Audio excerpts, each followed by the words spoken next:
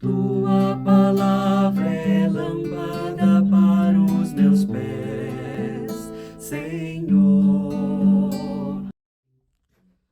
Bem-vinda, bem-vindo ao nosso encontro com a palavra Lâmpada para os meus pés. Em nome do Pai, e do Filho e do Espírito Santo. Amém. Neste 13º domingo do tempo comum, a Igreja nos propõe o Evangelho, Lucas capítulo 9, versos 51 a 62. Estava chegando o tempo de Jesus ser levado para o céu. Então, ele tomou a firme decisão de partir para Jerusalém e enviou mensageiros à sua frente. Estes puseram-se a caminho e entraram num povoado de samaritanos para preparar hospedagem para Jesus. Mas os samaritanos não o receberam, pois Jesus dava a impressão de que ia a Jerusalém. Vendo isso, os discípulos Tiago e João disseram: Senhor, queres que mandemos descer fogo do céu para destruí-los? Jesus, porém, voltou-se e repreendeu-os. E partiram para outro povoado. Enquanto estavam caminhando, alguém na estrada disse a Jesus: Eu te seguirei para onde quer que fores. Jesus lhe respondeu: As raposas têm tocas e os pássaros têm ninhos, mas o Filho do Homem não tem onde repousar a cabeça. Jesus disse ao outro: Segue-me. Este respondeu: Deixa-me primeiro ir enterrar meu pai. Jesus respondeu: Deixa que os mortos enterrem os seus mortos, mas tu vai anunciar o reino de Deus. Um outro ainda lhe disse: Eu te seguirei, Senhor, mas deixa-me primeiro despedir-me de meus familiares. Jesus, porém, respondeu-lhe: Quem põe a mão no arado e olha para trás, não está apto para o reino de Deus. Amém. Irmãs e irmãos, iniciamos hoje uma longa subida para Jerusalém. Do capítulo 9, verso 51 de Lucas, até o capítulo 19, verso 28, praticamente 10 capítulos, uma longa subida. Numerosos elementos compõem esta subida de Jesus para Jerusalém. Esta subida tem como foco, perspectiva, a Páscoa de Jesus.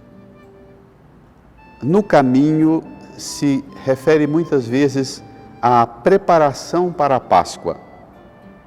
E a linguagem da preparação para a Páscoa, a celebração do evento que marca a libertação do povo hebreu, saindo da escravidão do Egito para uma terra prometida, nesta linguagem de preparação para a Páscoa, entra Jesus nos acontecimentos todos desses 10 capítulos, preparando os discípulos para a missão que eles assumirão depois da sua morte.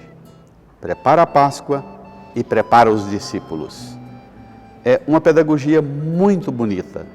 Exige da gente uma sensibilidade enorme para não perder absolutamente nenhum dos elementos que compõem esta catequese mistagógica, que conduz a gente para dentro do mistério pascal, mas põe a gente dentro do mistério também da elevação da subida. Se Moisés animou o povo para entrar na terra prometida, o texto de hoje começa: Jesus vem para conduzir-nos ao reino dos céus. Estava chegando o tempo de Jesus ser levado para o céu. Essa é a meta de Jesus e a meta de todo homem e toda mulher quem o segue. Esta é a razão de ser da igreja. Homens e mulheres que vivem uma vida para sermos levados para o céu. Então, ele, Jesus, tomou a firme decisão de partir para Jerusalém. Sugere elementos muito decisivos. Firme decisão. Tomou resolutamente a entrada de Jerusalém.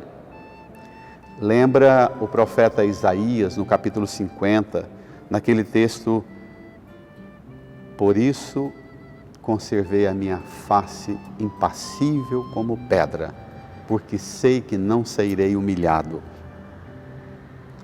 Jesus toma a firme decisão, parte para Jerusalém e envia mensageiros à frente.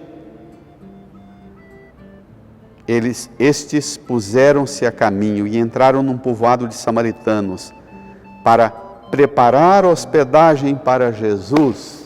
Olha que coisa bonita, que motivação mais bela, preparar hospedagem para Jesus. Mas tem quem não quer. Os samaritanos não o receberam, pois Jesus dava a impressão de que ia para Jerusalém. Tem quem não quer, sempre. Como lidar com aqueles que não querem acolher Jesus e a causa de Jesus? É bacana porque os discípulos não vão preparar para si, vão preparar hospedagem para Jesus. Minha gente, é uma causa muito elevada, não é qualquer coisa.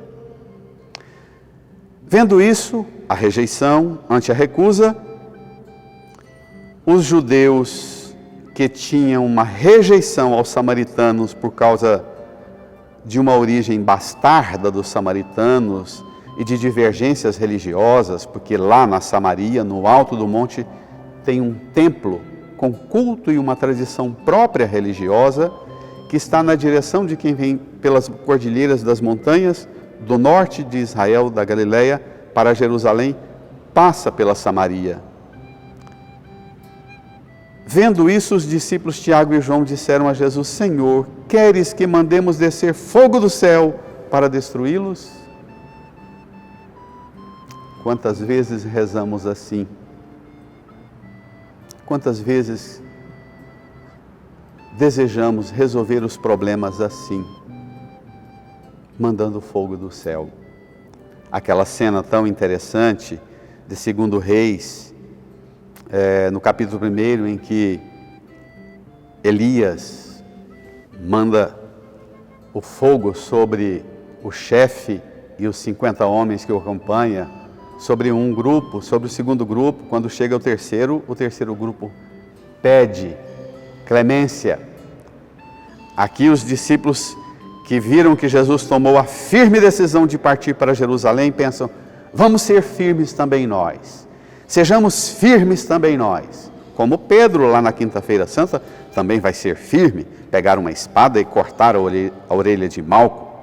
Firme, fogo. Jesus, porém, voltou-se e repreendeu-os. Não é esse o caminho, não é essa a atividade da igreja, não é assim que a igreja resolve as coisas, embora muitas vezes a gente tenha vontade de resolver assim, tacando fogo em tudo, mas esse não é o papel da igreja. Não é assim que a igreja resolve as questões, os desafios, as rejeições a Jesus. Não as rejeições a ela, mas as rejeições a Jesus. Aqui é uma rejeição bem mais elevada do que não gostar da cara do padre, ou do bispo, ou do pregador. Aqui é uma causa bem mais elevada do que nós. É Ele, a centralidade é Ele. E partiram. No caminho começa um embate pedagógico. Primeira abordagem, segunda abordagem, terceira abordagem. Enquanto caminhavam, alguém na estrada diz a Jesus: eu te seguirei para onde quer que fores.